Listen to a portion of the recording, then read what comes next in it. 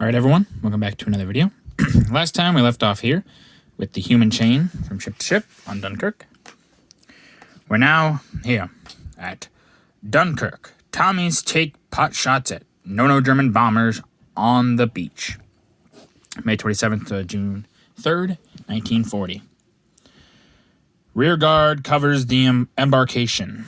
During the evacuation from the sands, thousands of men carried a rearguard action on the outskirts of Dunkirk in order to hold up the advance of the enemy and draw off as far as possible the artillery strikes on the town and the rescue ships. Meanwhile, a small British detachment sent to hold Calais to reduce German pressure on Dunkirk held out against enormous odds for several days, thus contributing invaluably to the withdrawal of the main body of the BEF. Practically, the whole of this gallant force was either killed or taken prisoner, to the last moment, unprotected even by dugouts on the open ground. Small groups of men, armed only with ordinary service rifles, did what they could to reply to the incessant bombing and machine gunning of the German planes.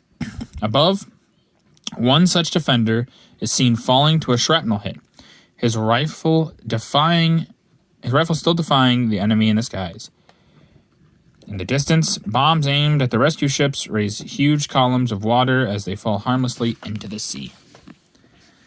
So here we see one man with his gear looking out, and there you see that guy over there shooting up, and you see this guy here. This is the one it's talking about is taking the hit and still aiming his gun up high, but he's falling. And you see the water guzzling from over there. It says, Dunkirk, the RAF covers the evacuation, May 27th to June 3rd, 1940. The RAF in action.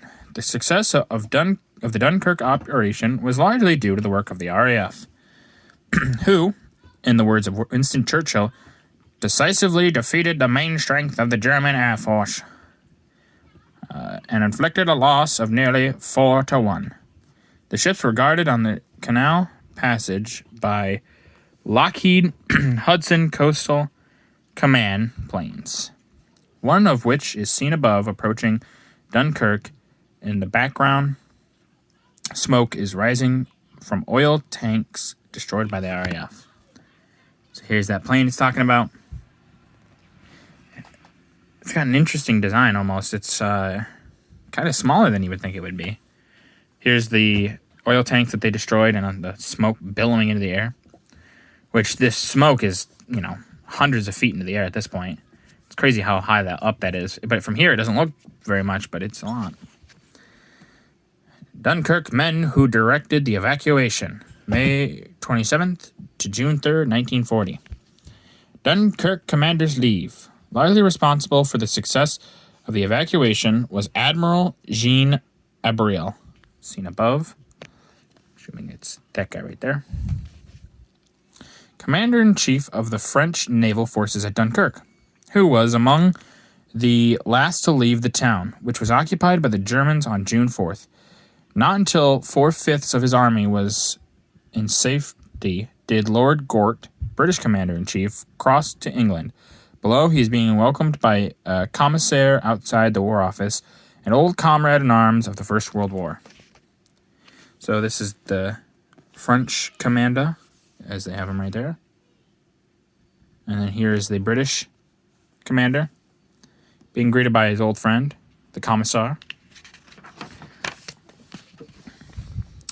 Dunkirk, saved by the Little Armada, May 27th, my bad, to June 3rd, 1940. Dunkirk men come home. The ships which brought the Dunkirk heroes to safety were constantly attacked by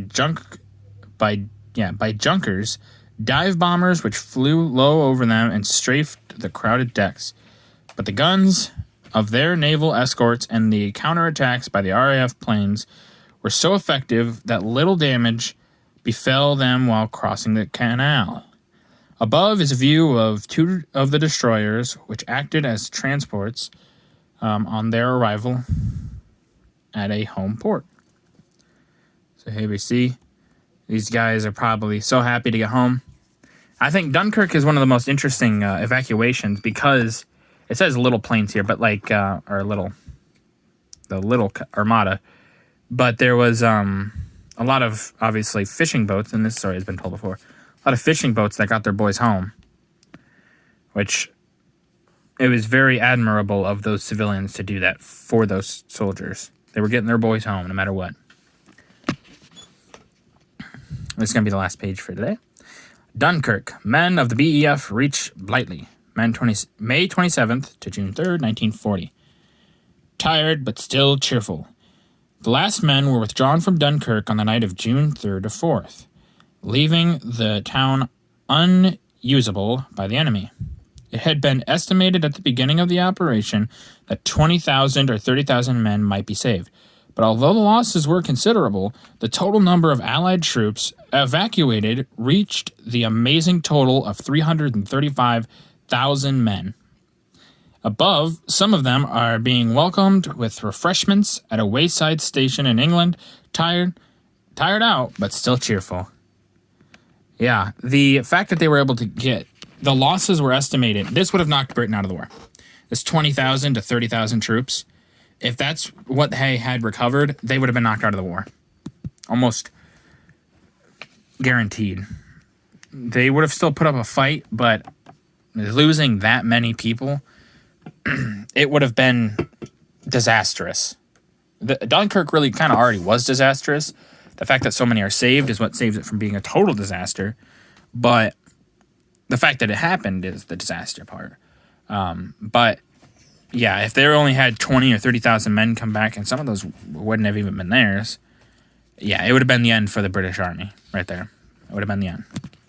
All right, well, that's going to do it for this video. If you guys liked the video, please leave a like. If you didn't, leave a comment. Tell me what I can improve on.